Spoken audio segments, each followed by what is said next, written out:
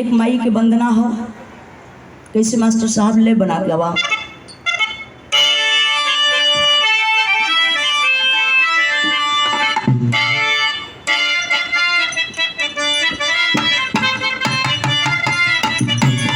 बेटिया यही माई की आरजू करे तो हो अरदास करो तो माँ जगत जगदम्बा आ सकती विंध्याचल की विंध्यवासिनी मातेश्वरी मैया को और भगवान श्री कृष्ण की बहन अष्टभुजी माता के कैसे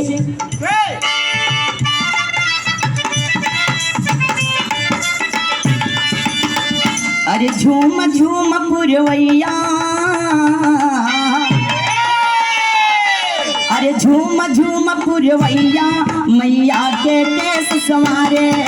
झूम झूम पुरवैया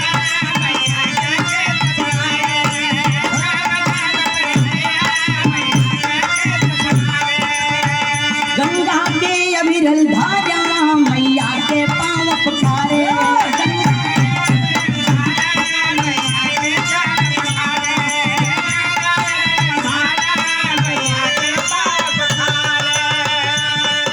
झूम झूम पुरवैया मैया के केस संवारे गंगा के अविरल धारा मैया के पाँव पखारे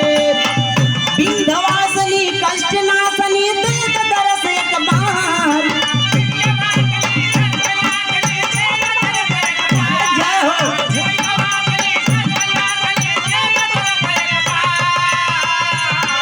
अरे विंध्यवासिनी कष्ट नाशनी दिल तरस एक बार अरे हम सवा पे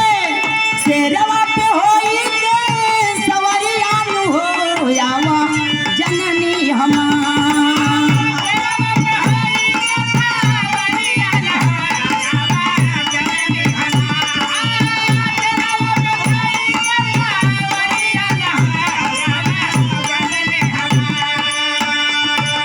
अरे राउरा चरनिया में सब कुछ तुहार बा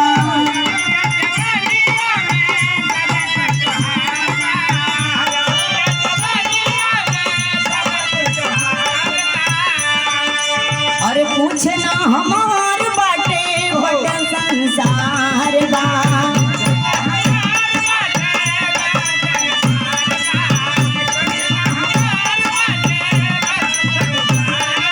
अरे मई हर वाली कई के कृपा तू मई हर वाली कई के कृपा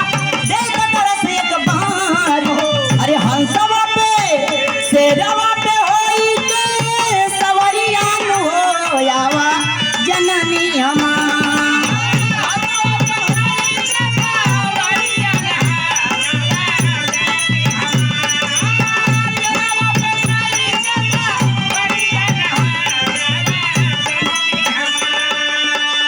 लेकिन एक बिटिया और माई के अंतिम में बर्डर करे का करे अरे आल्हा के अमार माई तू ही बनावा